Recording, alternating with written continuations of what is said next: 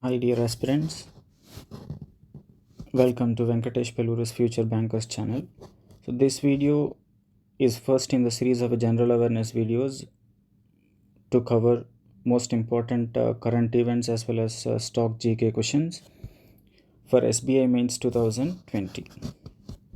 In this video we will be covering 12 questions.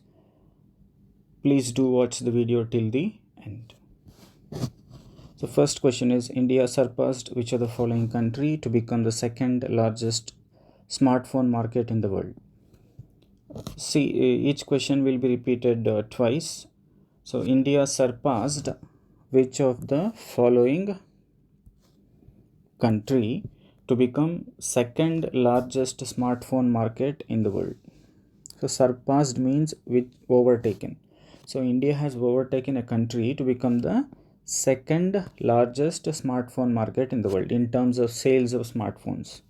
So the answer is India has overtaken USA to become the second largest smartphone market. Then the question arises, which is the largest smartphone market in the world? And then the answer will be China. So China is the largest smartphone market in the world, followed by India and then by US. Now, the other important relevant points here is, in India, though India is the second largest smartphone market in the world, in India, which mobile phone company has highest market share? So highest market share in India is possessed by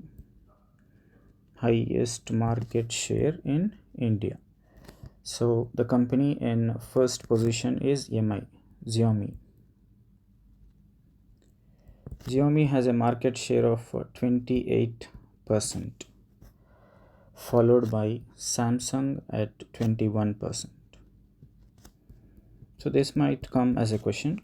The question might be like this: which mobile phone company has highest market share in Indian smartphone market? Then the answer will be Xiaomi with 28% of market share, followed by Samsung at 21%. India has overtaken USA to become the second largest smartphone market in the world, and the largest smartphone market in the world currently is China. We'll move to the next question. Next question is, this question becomes important in the current context. 14th Global Health Summit 2021. It's going to happen in 2021. Okay, because it is related to health. In the current context, it becomes really important, and it is the 14th, and that's going to happen for the first time in India. 14th Global Healthcare Summit 2021 will be held in which of the following Indian cities? The answer is Visakhapatnam, Andhra Pradesh. 14th Global Health Summit 2021 will be held in Visakhapatnam, Andhra Pradesh. We'll move to the next question. CAMELS. This is a very important question which was asked several times.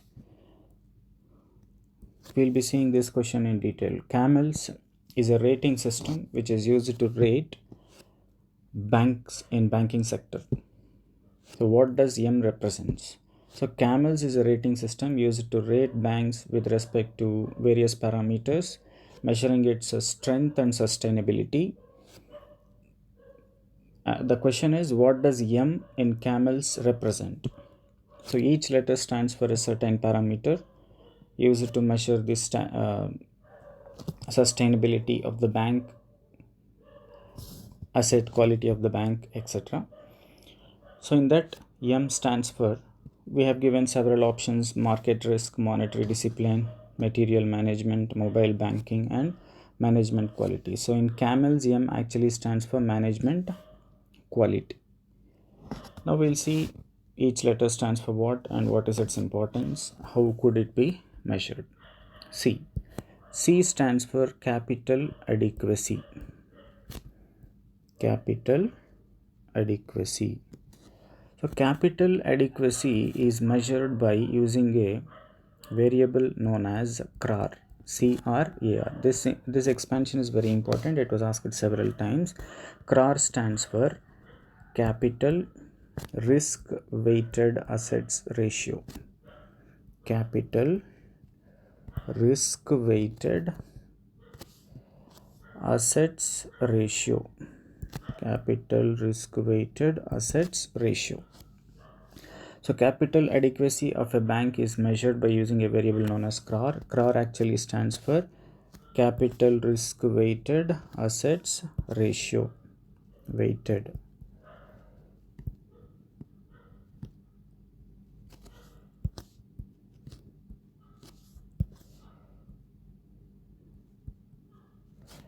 Okay. So capital risk weighted assets ratio CRAR is used to measure capital adequacy, which is one of the parameters to measure the strength of a bank, financial strength of a bank. Then what does actually CRAR represent? So CRAR is the ability of a bank. CRAR represents the ability of a banking institution or a bank to sustain losses. So to what extent or to what percentage a bank can sustain losses is measured by CRAR. CRAR is a variable developed by BIS. I think you know this institution. BIS stands for Bank for International Settlements. Bank for International Settlements is headquartered in Basel, a city in Switzerland. Hence, these rules framed by BIS are known as Basel norms. So, Basel norms prescribe certain rules, out of which one is CRAR, Capital Risk Weighted Assets Ratio. Basel norms are a set of rules and guidelines for the entire banking system of the world to maintain healthy financial institutions and sustainable financial institutions. BIS stands for Bank for International Settlements, headquartered in a city known as Basel in Switzerland. Hence, the rules framed by the institution are known as Basel norms. Then if we move to the next point, most important point with respect to CRAR is prescribed by Basel norms or BIS, which is actually 8% for the entire banking institutions of the world. But in India, RBI slightly increased this value to 9%. 9% for RRBs, regional rural banks, and private banks and foreign banks. Foreign banks also has 9% CRAR. So 9% CRAR is for regional rural banks, private commercial banks, and foreign commercial banks. But for public sector commercial banks, which are generally acronymed as PSBs, CRAR is not 9%, it's actually 12%. So you have to differentiate. RBI prescribes slightly higher value than 8% of CRAR, which is actually currently 9% for RRBs, private sector commercial banks, and foreign commercial banks. But for public sector commercial banks, current CRAR value is 12%. So these are the important points with respect to capital adequacy or CRAR. Now moving to the second letter of the expansion, CAMELS, it's A. A stands for asset quality. A stands for what? Asset quality. Asset, the name itself indicates quality of the assets maintained by the bank. Quality of the assets maintained by the bank. So A, second letter of the CAMELS, is actually represents asset quality.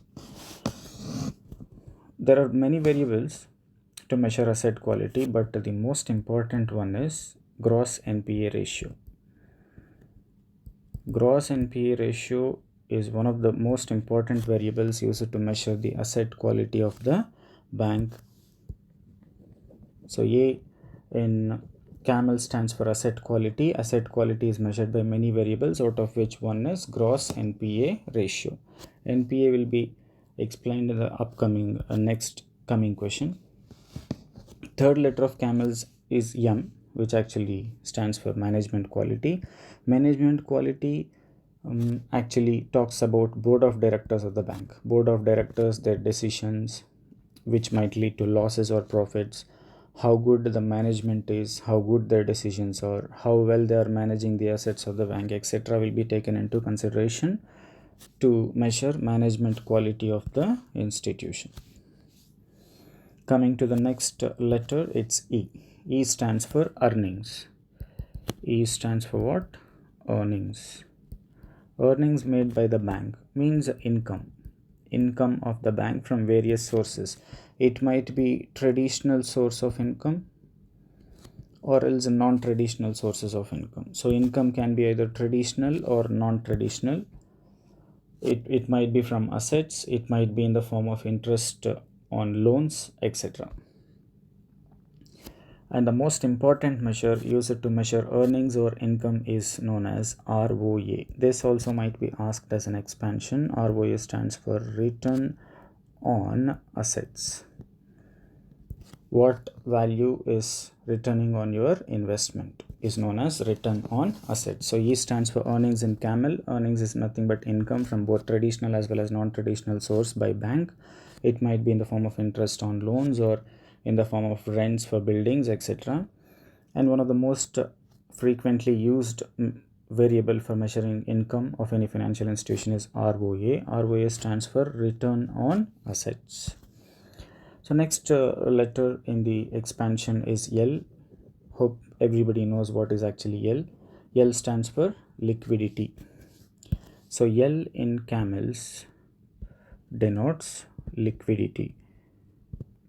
Liquidity is nothing but the ability of bank to convert its assets into cash. Liquidity denotes the ability of the bank to convert its assets into liquid cash. That is known as liquidity. So L in CAMEL stands for liquidity. It represents the ability of the banking institution to convert its assets into readily available cash. And the last letter is S. So S represents sensitivity of the banking institution to the market. S represents sensitivity of the bank to the market. Sensitivity. How sensitive is the banking institution to the changes in the market is known as sensitivity to market risk. So S stands for sensitivity to market risk. It actually denotes the adaptability level of the bank to the changes in market. It talks about adaptability of the bank, the level of adaptability of the banking institution to the dynamic or changing market. So to the dynamic or changing market, how well or how good the institution reacts is measured by the sensitivity to market risk. So that's about CAMELS in detail. We'll move to the next question.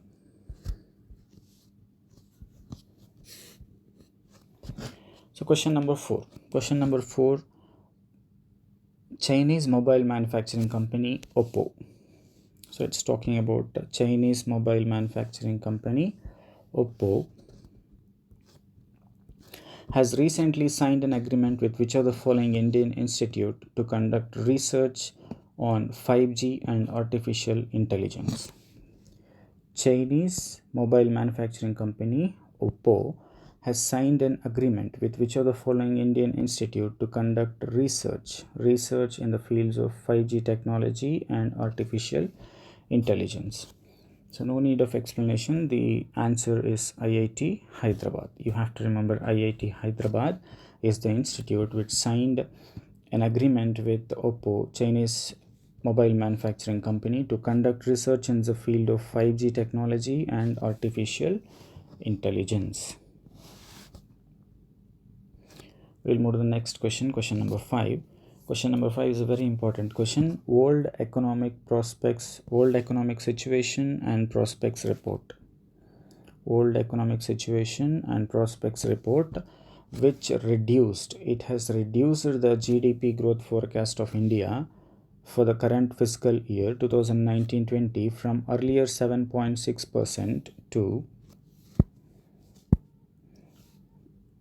the current 5.7%. The question is demanding the report was released by which of the following organizations.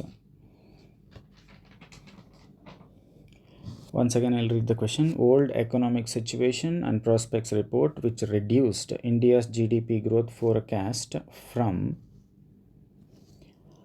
earlier projected 7.6% to 5.7% for the fiscal year 2019-20, was released by which of the following organizations? The options are World Bank, IMF, International Monetary Fund, WEF, World Economic Forum, UNCTAD, United Nations Convention on Trade and Development, and the last option is UNO, United Nations Organization.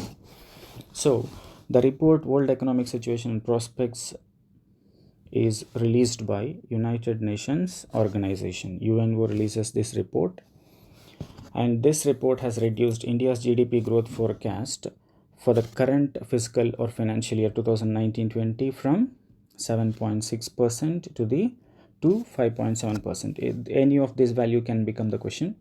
So earlier it was projected to be 7.6% for 2019-20. Because of the current economic downfall, it has been reduced to 5.7% by United Nations Organization in its World Economic Situation and Prospects report.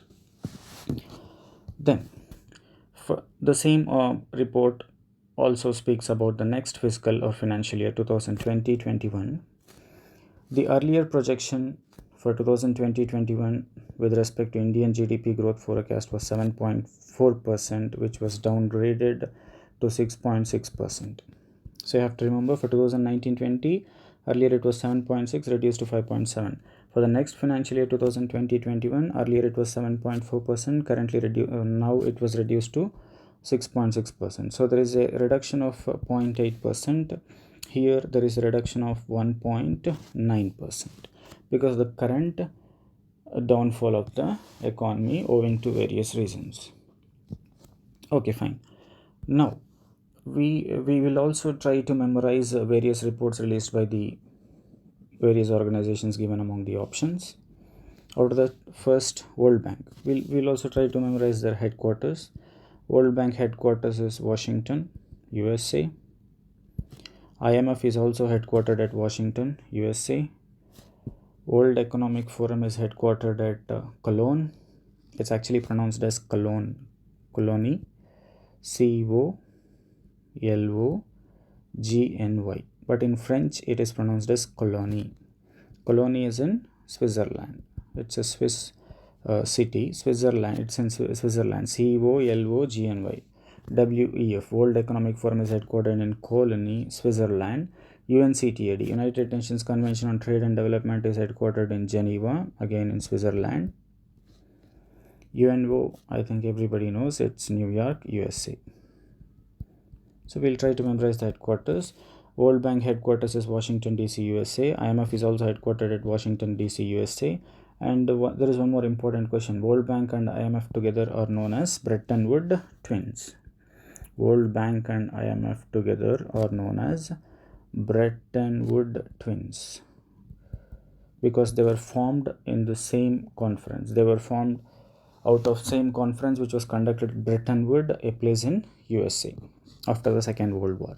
That is why they are together known as Bretton Woods twins, World Bank and IMF. World Bank headquarters Washington, D.C. IMF headquarters is also Washington, D.C. World Economic Forum, it's headquartered in Colony, Switzerland, COLOGNY. UNCTAD, United Nations Convention on Trade and Development, headquartered in Geneva, Switzerland. UNO headquartered in New York, USA. Now we'll try to know or memorize the reports released by all these organizations. UNO, we have already seen the report mentioned in the question. World Economic Situation Prospects is released by UNO. Then the most important reports released by World Bank. World Bank releases many reports. Out of that, the most important reports are World Development Report, World Development Report, and the other most important report released by World Bank is Ease of Doing Business. Ease of Doing Business report. So these two are the important reports released by World Bank. One is World Development Report, the other one is Ease of Doing Business report. Both of them are released by World Bank. Now we'll see important reports released by IMF. The important reports released by IMF and most repeated question. This is one of the repeated question with respect to reports. They are released by IMF. So it is released by IMF. First one is World Economic Outlook. This is a very important report, and it is a repeatedly asked question. World Economic Outlook is a report released by each of the following organizations. The answer is IMF, International Monetary Fund. Then the second important report released by IMF is Global Financial Stability Report. Global Financial Stability Report. So there are two important reports released by IMF every year. One is World Economic Outlook and the other one is Global Financial Stability Report. Third option is WEF. WEF stands for World Economic Forum, and the important reports released by World Economic Forum are WEF reports. First one is Global Competitiveness Report. Global Competitiveness Report. And the second most important is Travel and Tourism Competitiveness Report. Travel and Tourism Competitiveness Report. These two are the important reports of World Economic Forum. World Economic Forum releases several reports, out of which two important reports are Global Competitiveness Report and Travel and Tourism Competitiveness Report. The fourth option is UNCTAD. There is one important report which is released by UNCTAD. It's a very important report, and it was also asked several times. So the fourth option, UNCTAD, United Nations Convention on Trade and Development. The most important report released by UNCTAD is World Investment Report. World Investment Report. World Investment Report is the most important report released by UNCTAD. We'll move to the next question. Next question is M. Ajit Kumar. M. Ajit Kumar was recently appointed chairman of which of the following organizations? So M. Ajit Kumar was recently appointed chairman of CBIC. Currently it is known as CBIC. Earlier it was known as CBEC. It's a part and parcel of Ministry of Finance. CBEC, Central Board of Excise and Customs, earlier name, but currently it is known as CBIC, Central Board of Indirect Taxes and Customs. So M. Ajit Kumar was appointed chairman of CBEC. We'll try to memorize the names of the chairmen of other organizations given here. Next one is CBDT. CBDT current chairman is Pramod Chandra Modi. Pramod Chandra Modi is the current chairman of CBDT, Central Board of Direct Taxes. Central Board of Direct Taxes current chairman is Pramod Chandra Modi. SEBI. SEBI's current chairman is Ajay Tyagi, whose term has been extended by Government of India for another 6 months. SEBI current chairman is Ajay Tyagi. Next organization is PFRDA. SEBI stands for Securities Exchange Board of India. PFRDA stands for Provident Fund Regulatory Development Authority. So PFRDA chairman is Yogesh Agarwal. PFRDA current chairman is Mr. Yogesh Agarwal. PFRDA, Provident Fund Regulatory Development Authority. And the fifth option is NABARD, National Bank for Agriculture and Rural Development. NABARD's current chairman, who was very recently appointed, is C. Govindarajulu. NABARD current chairman is C. Govindarajulu. So we'll repeat them. M. Ajit Kumar has recently been appointed chairman of CBIC, Central Board of Indirect Taxes and Customs. Current CBDT, Central Board of Direct Taxes chairman is Pramod Chandra Modi. Current chairman of SEBI, Securities Exchange Board of India, is Mr. Ajay Tyagi. PFRDA, Pension Fund Regulatory Development Authority. Current chairman is Yogesh Agarwal. and NABARD's current chairman is C. Govinda Rajulu. We'll move to the next question. PFRDA, Pension Fund Regulatory Development Authority. Next question, number 7. If an asset of a bank remains in NPA category for more than 36 months, then it is known as. See the question. If an asset of a bank remains in NPA category for more than 36 months. So this is the important phrase here. For more than 36 months, it is known as SMA1 or non-profitable asset. Third option, substandard asset. Fourth option, doubtful asset. Fifth option, loss asset. So if an asset or if a loan remains in NPA category for more than 36 months, then it is known as loss asset. It's known as loss asset. Okay. Then what is a doubtful asset? What is a substandard asset? There is no such term in banking. Non-profitable asset, SMA1 is there, SMA2 is there, substandard asset is there, and doubtful asset is there. So we'll see what is SMA1. SMA1 talks about a loan which is NPA for 31 to 60 days. So it remained as NPA for 31 to 60 days. SMA2 is a loan category which remained as NPA for a period between 61 days to 90 days. For a period between 61 days to 90 days, it is known as SMA2. If it is 31 to 60 days NPA, then it is known as SMA1. Before categorizing a loan as NPA, it will be categorized as SMA0, SMA1, SMA2. SMA0 is up to 30 days. Up to 30 days, it is known as SMA0. From 31 to 60 days, it is known as SMA1. From 61 to 90 days, it is known as SMA2. If it crosses 90 days, then it's known as NPA.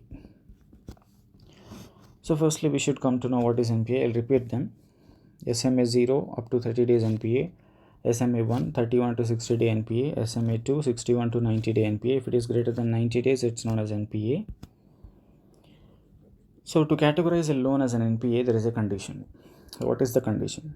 The condition says that if a loan has to be categorized as an NPA by a banking institution, then neither principal nor interest was not paid for a continuous period of 90 days, either in part or in full. C. Neither interest, okay, nor principal was not paid either in part or in full. Either in part or in full for a continuous period of 90 days.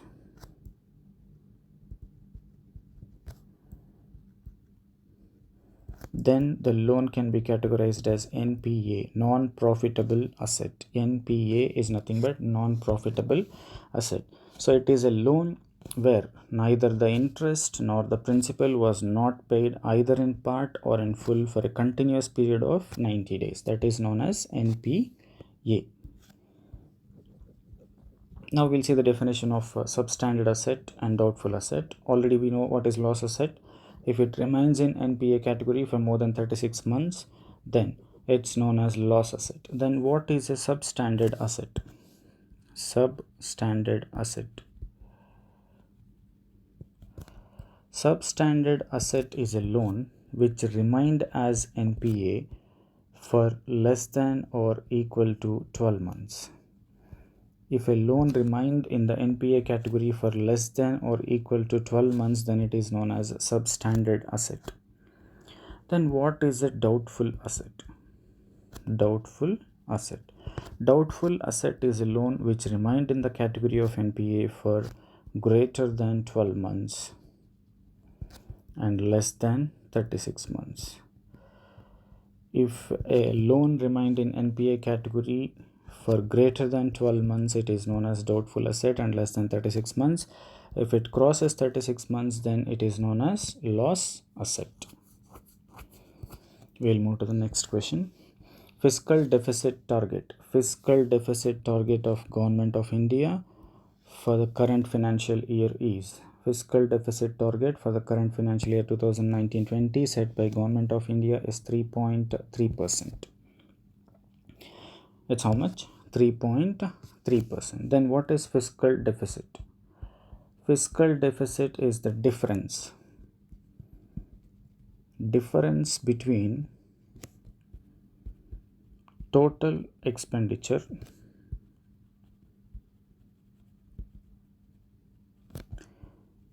and total income.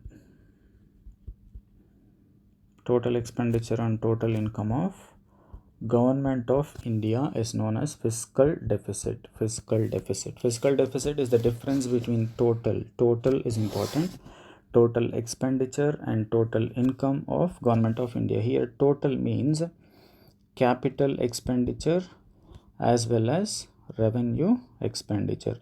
If you consider capital expenditure and revenue expenditure together, then the deficit obtained is known as fiscal deficit. Means the expenditure or the spendings of the Government of India will be more than its income. That is known as fiscal deficit. Suppose if income of the government is more than expenditure, then it is known as fiscal surplus. We call it as fiscal surplus. But India is a deficit country. India has fiscal deficit. Fiscal surplus is a condition where total income of the government will be more than the total expenditure of the government. Then the second deficit which we should know is RD. RD stands for revenue deficit. It just talks about revenue. It doesn't talk about any capital expenditure or capital receipts by the Government of India. So the second deficit we should come to know is RD, which is revenue deficit.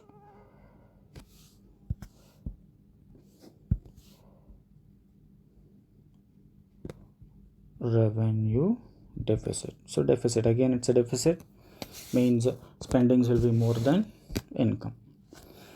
If revenue expenditure of Government of India is greater than revenue receipts means the amount received in the form of revenue by Government of India. So if revenue expenditure is greater than revenue receipts, then it is known as RD or revenue deficit.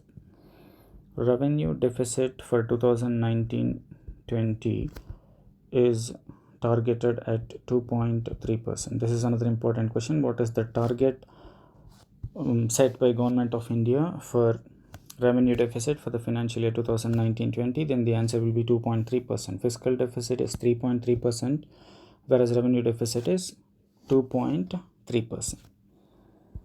The third important deficit that we should come to know is primary deficit, which is very important question and it was asked several times. Primary deficit is obtained by subtracting PD. PD stands for primary deficit. Primary deficit can be obtained by subtracting interest payments by Government of India for pending loans. So Government of India will borrow from different sources and they have to pay interest on that loans. So if you subtract interest payments from the fiscal deficit minus interest payments will give you primary deficit. The target for 2019-20 with respect to primary deficit is 0.3%, 0.2%. Primary deficit target for 2019-20 is 0.2%. Revenue deficit is 2.3%. Fiscal deficit is 3.3%. We'll move to the next question, and this is important. Primary deficit is obtained by subtracting interest payments from the fiscal deficit. We'll move to the next question. Question number 9. SEBI, Securities Exchange Board of India, which is known as market regulator, has extended deadline to separate the position of chairman and MD. Currently, India is following a system where the same person acts as chairman as well as managing director of a certain company, whether it's a bank or a corporate company. But currently, the market regulator SEBI has decided to separate the post of chairman from the post of managing director for the top 500 listed companies. Earlier deadline was 1st April 2020, but now it has been extended to which of the following dates: 1st April 2021, 31st December 2021, 31st December 2020, 31st December 2022, or 1st April 2022. So the answer is 1st April 2022. SEBI has extended the deadline to separate the position of chairman from the position of MD by 1st of April 2022. Earlier the deadline stood as 1st April 2020. So you have to remember this, 2022. We'll move to the next question. Which of the following state government has signed a pact? Pact means nothing but agreement. So which state government of India has signed an agreement with World Economic Forum to set up Center for Internet Ethical Things? Center for Internet Ethical Things. So that is Karnataka. So Karnataka government has signed an agreement with World Economic Forum to establish Center for Internet of Ethical Things. It is to promote ease of doing business. It is to promote ease of doing business and also to curb the use of technology fraudulently. To curb the use of technology fraudulently as well as to promote ease of doing business, Karnataka government has signed a pact with World Economic Forum to establish Center for Internet of Ethical Things. It was done by Karnataka. We'll see the next question. The next question is, which of the following is the capital city of Bolivia? Capital city of Bolivia is Montevideo, Santiago, Quito, Bogota, Caracas. I'm really sorry. The answer is not there. The answer is actually Sucre. Sucre is the capital city of Bolivia. The option is missing among the given 5 options. Actual answer is Sucre. Okay. So actual capital city of Bolivia is Sucre. Now we'll see the given cities. I'll repeat, the option is not, actual correct option is not given among the 5 options. The question is, what is the capital city of Bolivia? Bolivia's capital city is Sucre, S-U-C-R-E. It's a South American country. And for the fact, all the given 5 cities are also capitals of South American countries only. Now we'll see Montevideo. Montevideo is the capital city of Paraguay, which is another South American country. Montevideo is the capital city of Paraguay. Santiago is the capital city of Chile. Quito is the capital city of Ecuador. Ecuador is also a South American country. Bogota is the capital city of Colombia.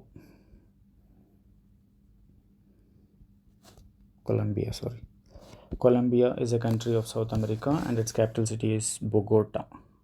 Caracas is the capital city of Venezuela. So we'll repeat all of them. The question is capital city of Bolivia. As the options is no, among the 5 options, the answer is not there. The actual capital city of Bolivia is Sucre, S-U-C-R-E. Here the first option is Montevideo, which is the capital city of Paraguay. Santiago is the second option. It's the capital city of Chile. Quito is the third option, capital city of Ecuador. Bogota is the fourth option, capital city of Colombia. Caracas is the capital city of Venezuela. All the 6 countries over here are in the continent of South America. South America is the Fourth largest continent of the world. Fourth largest continent of the world after Asia, Africa, North America. South America is the fourth largest continent. Last question of the series. Dinar is not, you have to see the question carefully. Dinar is not the currency of which of the following countries. Means out of the 5 given options, only one country doesn't have the currency as dinar, and all the other 4 countries have currency as dinar. Bahrain currency is dinar. Iraq currency is also dinar. Jordan currency is dinar. Tunisian currency is also dinar. So here the answer is second option, UAE. UAE currency is not dinar, it's dirham.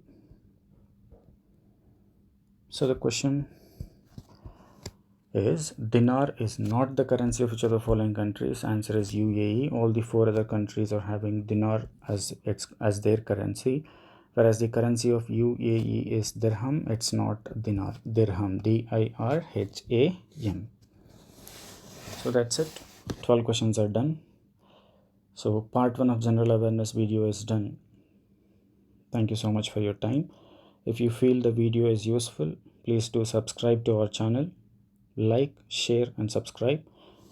Please press the bell icon for notifications of the upcoming videos. Thank you.